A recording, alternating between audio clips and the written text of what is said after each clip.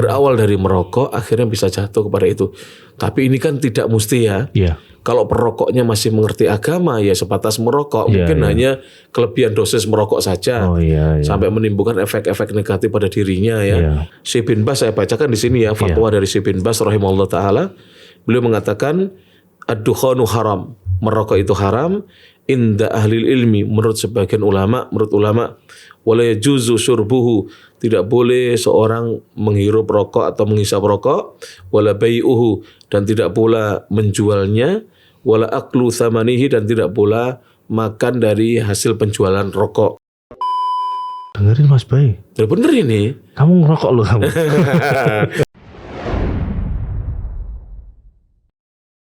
Kita lanjutkan Ustaz. Monggo silakan. Narkotika Ustaz.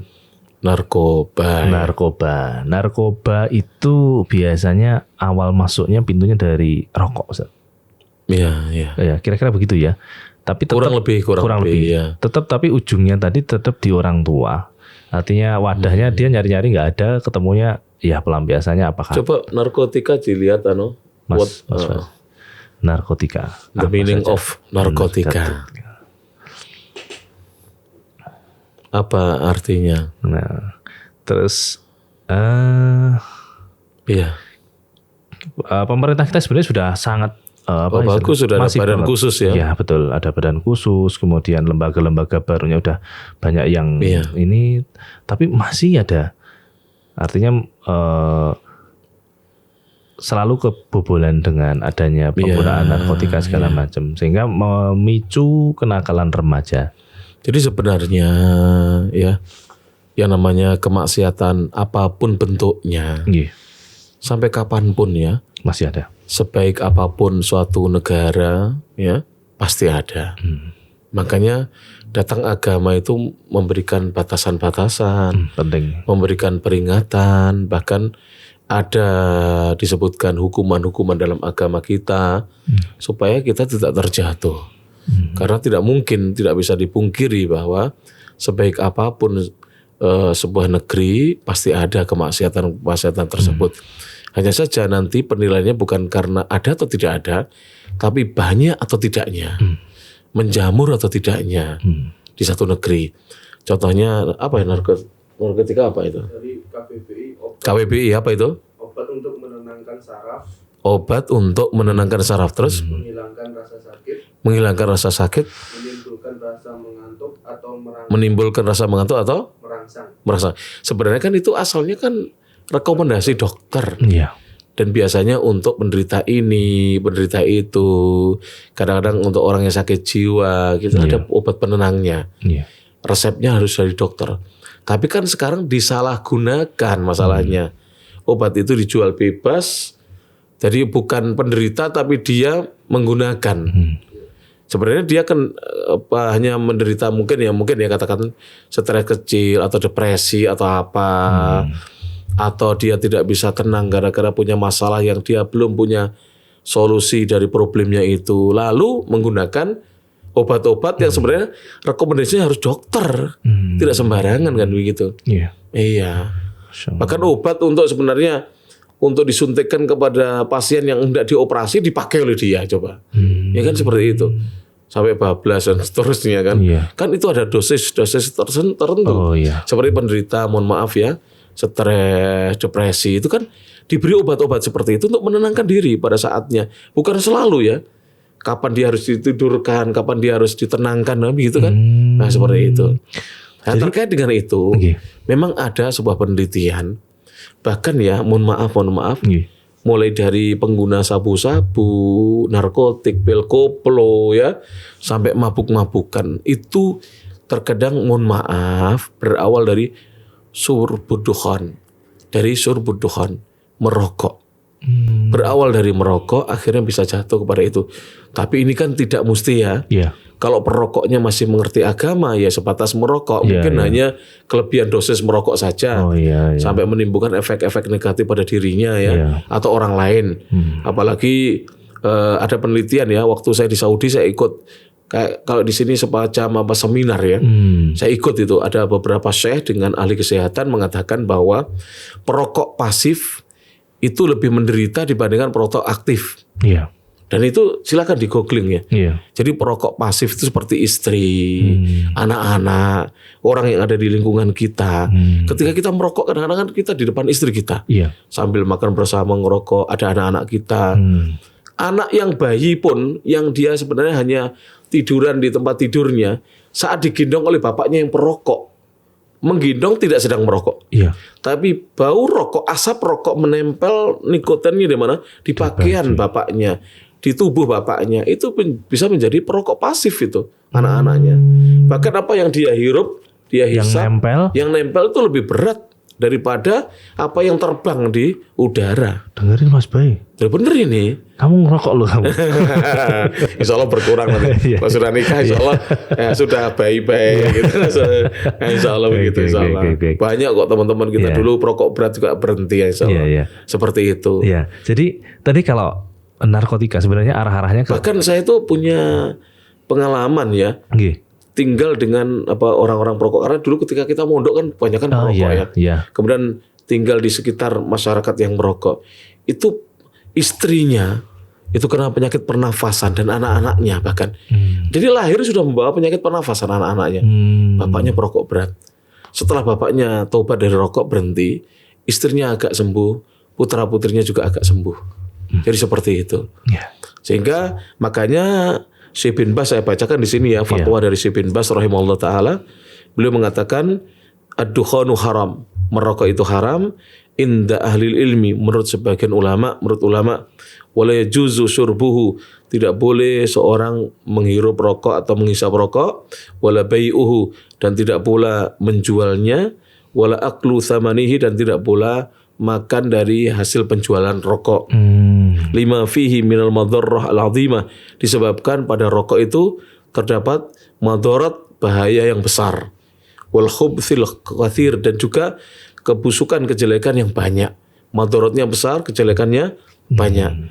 Adapun dalilnya, Syekh bin Baz mengatakan wa dalilu ala hadza qauluhu subhanahu, dalil atas hal ini adalah firman Allah yang Maha Suci fi kitabil karim, dalam kitabnya yang mulia, surat Al-Maidah ayat yang keempat. Allah berfirman, yas'alunaka madza uhilla lahum, mereka bertanya kepadamu wahai Muhammad tentang apa yang dihalalkan untuk mereka. Kul, jawablah, uhilla lakumut thayyibat, yang dihalalkan untuk kalian adalah hal-hal yang baik. Jadi dan Syekh bin Baz di sini juga mengatakan, mari kita dengarkan dulu ya. Waqad ajma'al atibba'u al-arifuna bih, dan sungguh para dokter yang mereka pakar tentang hal tersebut, mereka ijma itu sepakat, dokter-dokter konsensus, annahu laisa minat thayyibat, bahwasanya rokok bukan termasuk hal-hal yang baik. Bal huwa minal khaba'ith, bahkan rokok termasuk hal-hal yang buruk, ad-dharrah, yang berbahaya. Fahuwa yusabbibu amradun katsirah, bahkan merokok itu bisa menyebabkan berbagai macam penyakit yang banyak. Minha, diantaranya maradus saraton, sakit kanker. Wa minha, dan diantaranya mautu asaktah al-faja'ah, yaitu kematian yang disebabkan detak jantung tiba-tiba berhenti. Nah, itu mengerikan. Itu seperti itu, jantung, koroner dan seterusnya dan lain sebagainya. Padahal Allah berfirman dalam surah Al-A'raf ayat 157, wa yuhillu lahumut thayyibat, Nabi menghalalkan untuk mereka hal-hal yang baik, wa yuharrimu alaihimul khaba'ith, dan Nabi mengharamkan atas mereka hal-hal yang buruk.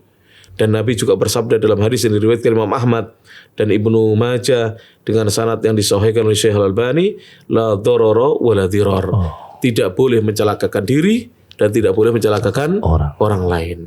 Seperti itu. Insyaallah. Ya. Udah jelas gamblang, ditulis juga di bungkus-bungkusnya itu. Apa itu bungkusnya, tertulis apa? Coba saya dibacakan Mas Fauzi, bungkus-bungkusnya tertulis apa? Peringatan. Ya, coba saya dibacakan apa peringatan itu. Mari kita lihat. Ya. Apa? Apa Mas Fai? Peringatannya apa? Boleh pinjam? Pinjam dulu gak apa-apa. Mas, jangan tersinggung dengan saya loh Mas ya. Jangan tersinggung sama saya. Ini saya cuma bacain. Coba dibacakan. Dibaca. Merokok sebabkan kanker mulut. Kanker mulut. Masya Allah. Terus apa lagi? Biasanya ada banyak. Dilarang menjual, memberi pada anak di bawah usia 18 tahun dan perempuan hamil. Yang lain kayaknya sekarang udah nggak ada ini, cuman yang kanker mulut. Biasanya kan ada ibu hamil, terus apa dulu? Apa di situ? Kanker impoten. impoten. Mohon maaf ya. Iya. Kemarin kan ada podcast dengan Ustaz Abdul Hamid. Iya. Penyebab perceraian sekarang terbesar adalah al-khulu. Hubungan. Sebentar, al-khulu dulu toh. Iya. Al-khulu apa gugat cerai. Iya. Ternyata sebabnya adalah para bamak banyak yang impoten. Walaupun impoten itu bertingkat-tingkat. Ada yang sampai tidak bisa apa-apa, lemes terus. Ada yang setengah lemes, ada yang baru begitu aja sudah lemes. Akhirnya ibu-ibu menuntut apa? Cerai. Namanya wanita juga butuh. Dengan banyak alasan. Makanya kalau pengen sampai tua tidak impoten, segera berhenti ngerokok. Makanya kenakalan remaja berawal dari kenakalan orang tua. Orang tua yang beri contoh kok, ya tak? Iya. Nah tadi ada garis atas Ustaz. Apa garis atas? Ternyata. Kok antum ikut-ikut saya garis atas? Antum garis bawah, saya garis atas. Oh, garis atas semua ya. Silakan. Jadi apa ini garis? Kalau narkotika tadi itu kan cari obat tenang. Ya memang Afan ya ini mungkin nanti salah pahami. Iya. Hukum merokok itu berbeda dengan, maksudnya tingkatan keharamannya berbeda dengan narkotik, sabu-sabu ya berbeda. Nanti jangan disamakan ya. Walaupun sama-sama diharamkan ulama, tapi dosanya tidak sebesar ya. Kalau orang minum khamr, menenggak misalnya pil koplo, menelan pil koplo, sabu-sabu atau apa itu namanya ganja, menghirup ganja, memang tidak sebesar itu. Tapi para ulama setidaknya itu berkisar hukumnya antara haram dengan makruh. Tapi makruhnya yang cenderung kepada haram, bukan makruh yang cenderung kepada bolehnya. Pelan-pelan. Karena buktinya tadi tertulis juga tidak untuk ibu hamil dan anak-anak di bawah 18 tahun. Menunjukkan itu kan tidak baik. Kalau baik mestinya anak-anak kita SD sudah suruh ngerokok. Itu makanya. Kalau baik kan mestinya. Kalau memang itu baik, yang punya dalil bahwa itu baik dan segala macam, anak-anaknya suruh ngerokok aja. Iya. Ya, cuman ini tadi saya sekilas jadi ingat Ustadz bilang tadi Mas Fauzi kan nyebutin narkoba itu. Ternyata untuk cari tenang, ketenangan, obat-obat penenang obat penenang dan artinya mencari tempat di pelampiasan sebenarnya. Betul. Yang notabene ini sebenarnya menjadi bagian dari solusi yang sudah disediakan oleh agama. Sudah ada. Kalau kita ingin mendapatkan ketenangan, itu kembalinya kepada agama. Benar, Zat. Kembalinya kepada agama. Tapi kok gak ke situ gitu loh. Bukankah Allah berfirman ya? Ala bi dzikrillahi tatmainnul qulub. Ketahuilah dengan mengingat Allah maka hati menjadi tenang. Makanya coba. Le Indro, Mas Bayu, Mas Fauzi saya. Misalnya saya tidak sedang khutbah. Saya datang Jumatan, coba berangkat Jumatan agak awal. Tahiyatul masjid terus duduk. Saya yakin sebentar lagi tidak lama akan mengheningkan cipta itu. Saking tenangnya. Coba. Banyak yang hilang kepalanya, Ustaz. Lah ya. Sampai kalau dilihat dari belakang seperti punggung tanpa kepala. Punggung tanpa kepala. Ngeri itu kalau di foto itu. Kok kepalanya tidak ada. Ngeri sekali itu. Sedemikian tenangnya. Coba pengajiannya. Pengajian itu kalau kita misalnya ustadznya atau dai-nya tidak begitu bisa lucu, yakin semuanya mengheningkan cipta. Banyak mengheningkan cipta, ya toh? Itu artinya bahwa agama ini membawa kepada ketenangan.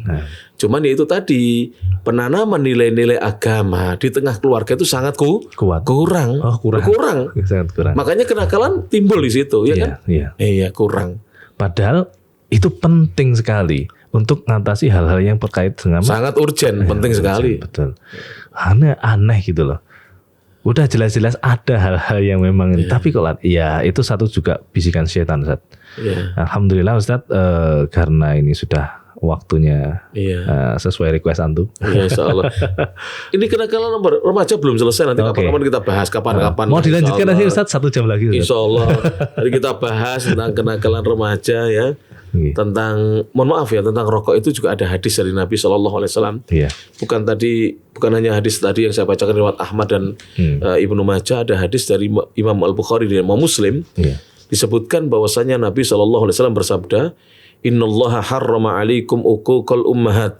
Sesungguhnya Allah mengharamkan atas kalian durhaka kepada para ibu.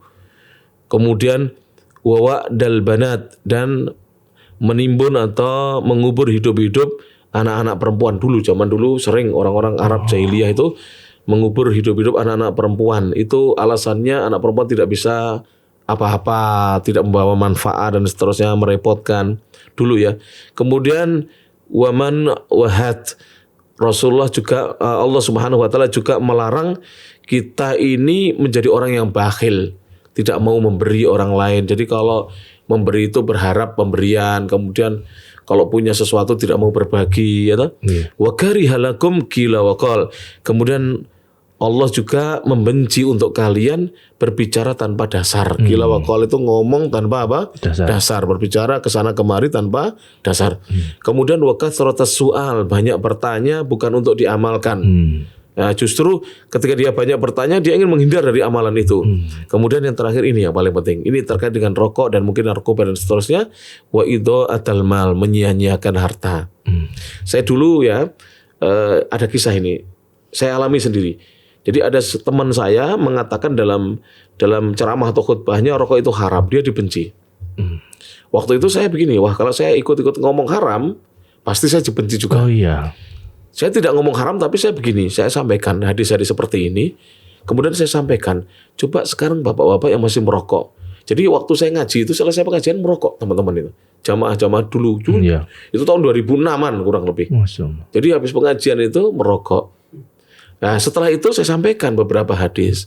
Coba sekarang bapak-bapak yang merokok, waktu itu harga rokok tahun 2006 ya masih sekitar 10.000. Di bawahnya. Ya di bawahnya. Bahkan di bawahnya 7.500, nggak sampai kurang lebih. Nah coba berhenti merokok waktu itu. Coba nanti setahun bapak-bapak bisa beli motor. Betul. Yang dulu hanya mancal, sepeda pancal, sepeda ontel. Setelah berhenti merokok itu bisa beli motor. Dan alhamdulillah sekarang setiap saya ngaji, tidak ada yang merokok lagi, tapi mereka merokoknya agak jauh dari saya gitu. Tapi masih. Terbukti saya beberapa kali ketemu di jalan itu buang puntung rokoknya. Tapi sudah mulai malu lah ya, sudah mulai malu. Alhamdulillah. Yang intinya ya mereka sudah mulai berpikir untuk bagaimana uangnya tidak sia-sia hartanya. Nah seperti itu. Seolah nanti kita lanjutkan lagi lah tentang kenakalan anak. Ya, masih ada dua Ustaz. Apa itu? Saya kemarin ada sekilas itu. Kenakalan remaja, terus menyebabkan sakit hati hingga sampai remaja bunuh diri, Ustaz. Loh iya, barusan dia dapat info, tapi nggak tahu sudah saya ini gara-gara kenakalan remaja itu ada yang loncat dari lantai berapa ya? Bunuh diri. Ternyata teman-temannya di luar negeri, jadi dia punya teman diskusi di luar negeri, itu orang-orang ateis, anti Tuhan, ya orang ateis. Jadi orang ateis itu kadang-kadang menganjurkan dan mendorong kalau mereka ingin cari bahagia yang tidak ditemukan di dunia ini suruh mati katanya. Dengan cara yang seperti itu, bunuh diri. Naudzubillah min dzalik. Dan sebenarnya satu bab lagi. Apa itu? Tadi setelah bunuh diri. Nanti bunuh diri karena catat dulu ya. Insyaallah kita bahas dalam pertemuan yang akan datang ya. Siap, Ustaz. Tulis di SMS kan aja coba nanti tentang bunuh diri, terus apa lagi? Yang keduanya tentang aborsi. Iya. Oh, itu dulu pernah saya kaji itu. Saya pernah berbicara di depan ini mahasiswa-mahasiswi Stikes di Mojokerto. Saya bahas tentang aborsi. Oh, asik sekali itu. Satu pertemuan tidak habis itu pembahasannya. Baik pemirsa, kita tunggu. Insya Allah kita akan bahas. Kita akan bahas. Saya punya penelitian soalnya ya. Baik. Alhamdulillah. Masya Allah. Alhamdulillah. Walaupun tidak saya update, tapi insya Allah masih relevan insya Allah penelitiannya. Kita langsung dapat bab ini untuk aborsi, pertemuan berikutnya. Jadi perlu di garis atas dan bawah Ustaz. Alhamdulillah hari ini banyak poin yang kita dapat. Insya Allah. Barangkali itu Ustaz ada yang ditambahkan lagi Ustaz. Mungkin itu dan sebagai nasihat tentunya ya. Sering saya sampaikan firman Allah Subhanahu wa taala, mungkin sebagian yang mendengar ceramah saya hafal, yaitu firman Allah dalam surat At-Tahrim ayat yang ke-6, ya ayyuhalladzina amanu, wahai orang-orang beriman, qu anfusakum. Jagalah diri-diri kalian. Mari mulai dari sekarang sebisa mungkin kita menjaga diri dengan kita menjalankan perintah Allah. Ya sholatnya dikerjakan dulu lah. Kalau yang berat-berat belum bisa, yang yang sholat fardu dulu, nanti ditambah setiap masuk masjid tahiyatul masjid, nanti ditambah sholat qobliyah ba'diyah, nanti ditambah duhanya, ditambah apa? Sholat malamnya, tapi dengan bertahap. Kemudian teman-teman ya yang masih suka berbuat maksiat, yang maksiat yang bahaya itu dahulukan untuk ditinggalkan. Baru kemudian bertahap. Mabuk tinggalkan, gitu. Merokoknya dikurangi pelan-pelan. Uangnya ditabung, masya Allah. Yang motornya sekarang mungkin Honda titik-titik, nanti bisa N titik-titik, naik peringkat, gitu. Yakin itu? Yakin itu? Coba dihitung sekarang. Sekarang kalau harga misalnya satu pak itu misalnya 25.000, coba kalau dihitung kalkulasinya sebulan sudah 750.000 itu kalau satu pak. Bagaimana kalau dua? Kalau misalnya ada yang protes kepada saya misalnya, Ustadz, ini kan merugikan banyak pihak, Ustadz, karyawan-karyawatinya dan seterusnya. Loh, perusahaannya disuruh membuat apa? Produk apa yang bermanfaat. Yakin bisa. Apalagi perusahaan besar itu kan sudah terformat, sudah sistemnya, sudah tersistem. Tinggal dia ngeblat apa perusahaan besar tuh buat perusahaan tuh segampang membalikkan tangan ke mereka itu ya, itu dana ada, iya kan, lahan punya, tim ada, tim HRD ada, tim apa ada, kurang apa itu. Dia loh buka misalnya, mohon maaf ya, buka pengumuman loker ya, di bawahnya dikasih lembel-lembel perusahaan yang sudah berjalan sekarang yang mungkin hasilnya haram ya. Itu udah orang pada ke situ pasti ke situ. Sudah antri. Ya, contohnya saya beri contoh. Di Saudi itu ada Ar-Rajihi Group. Ya, kalau kita punya apa grup ya. Ya misalnya apa? Rajihi yang terkenal itu, Ustaz. Itu setiap membuka satu produk itu laris. Masya Allah. Dia jualan ayam laris. Jualan kurma laris. Ya, dia buka bank syariah laris. Apa saja. Karena sudah terpercaya. Iya. Seperti apa itu yang Indonesia yang jualan-jualan itu yang terkenal apa di Indonesia? Sebut aja nggak apa-apa. Nggak promosi kita. Apa itu? Apa itu? Contoh yang paling apa itu ya apa? Ya ini kayak minuman lah ya. Ya apa itu? Minuman contohnya Nestle lah misalnya. Nestle. Dia jualan apapun, coba laris. Iya. Iya kan? Benar. Iya. Coba apa saja laris itu. Tinggal mainkan ini. Iya, apalagi yang itu yang produk-produk apa Indo ternyata. Iya. Itu apa aja produknya dia baru, diiklankan sebentar di televisi, laku. Jalan. Iya. Jadi tidak perlu takut dengan rezeki Allah Subhanahu wa taala. Iya kan? Sekarang begini, mohon maaf ya. Cari keuntungan dengan menghancurkan satu generasi. Untungnya dapat. Saya yakin kebahagiaan tidak dapat. Kenapa? Iya. Karena merugikan banyak orang, banyak pihak. Betul. Banyak pihak. Coba kalau mencari keuntungan dengan membahagiakan banyak pihak, membuat sehat banyak pihak, subhanallah. Coba ya, mohon maaf ya, di orang Jepang itu, kenapa relatif sehat dibandingkan kita? Karena produk yang menyehatkan. Seperti Yakult itu kan asalnya dari Jepang gitu. Iya. Iya kan? Bukan promosi kan? Iya kan? Sekarang ditiru loh oleh banyak pihak ya, Iya. Ada yang niru kecil-kecil, ada yang gede-gede seperti ini, 8.000-an. Laku, enak. Saya minum yogurt yang 8.000-an tuh enak, itu 9.000-an tuh. Enak. Lah gimana? Yakult kecil gini kurang mantep, ada yang gede ya. Ada yang gede juga, yang gede itu mantep. Iya enggak? Lah iya. Kurang apa? Coba tapi mereka itu sering mencaci maki kita yang memberikan solusi tanpa mereka tidak pernah datang kepada kita konsultasi. Harusnya kan konsultasi, saya berikan solusi gitu loh. Baik. Seperti itu. Masya Allah. Alhamdulillah Ustaz ya. Iya. Kita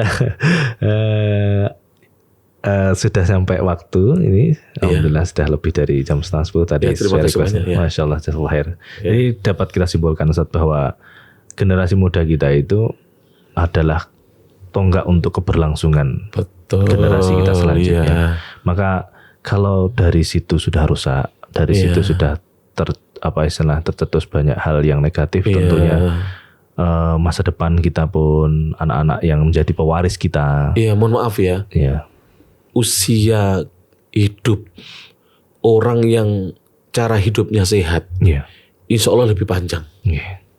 Ketika usia hidup kita menjadi lebih pendek, maka produktivitas kita juga akan menurun. Harusnya kita masih sehat sampai umur 70, kita bisa stop kerja sampai umur 60. Nah ini umur 40 sudah sakit-sakitan. Sebelum 40 sudah pensiun dini. Betul. Akhirnya produktivitas menjadi apa?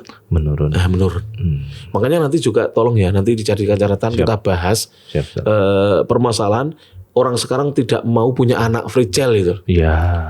Tahu tidak, di sebuah negara depannya J, terakhirnya N. Ya, J terakhirnya N. Mohon maaf, tidak saya mau sebut ya. Tit N. Jadi N. Ya. Itu sekarang ini jumlah orang tua lebih banyak daripada jumlah anak-anak muda. Bahkan negara itu mulai memberikan insentif. Bagi yang mau punya anak lebih dari satu kasih hadiah, sampai seperti itu. Itu kalau di Indonesia saya paling banyak ada hadiahnya. Salatul Amin juga ya. Betul. Lah kita produksi terus ya. Produksi terus tapi hadiah enggak ono ya. Apa pindah ke sana ya? Tapi dapat banyak hadiah. J sama N sama J belakangnya G juga gitu, Zat. Iya. Bener. Terakhir banyak daerah yang kosong karena udah enggak ada lagi. Iya. Saya tuh dapat cerita tuh nyata A1. Karena saudaranya istri ada yang di sana, sekolah kedokteran itu. Jadi sampai anak-anak mahasiswa yang kuliah di sana sampai diperkerjakan, dikasih, seneng orang situ dapat gaji besar ya, seneng. Padahal di sana itu butuh apa? Pekerja. Pekerjanya sudah tua-tua, sebentar lagi mati, anak-anak mereka sedikit. Loh kita malah kebanyakan pekerja belum dapat kerjaan. Maksudnya kebanyakan usia kerja belum dapat apa? Pekerjaan. Apa kita hijrah ke sana? Seperti itu ya. Baik. Alhamdulillah. Gini Zat. Itu dulu mungkin salah ya. Kita tutup dengan doa kafaratul majelis. Subhanakallah wa bihamdika. Alhamdulillah Ustaz. Terima kasih Ustaz. Assalamualaikum warahmatullahi wabarakatuh. Assalamualaikum.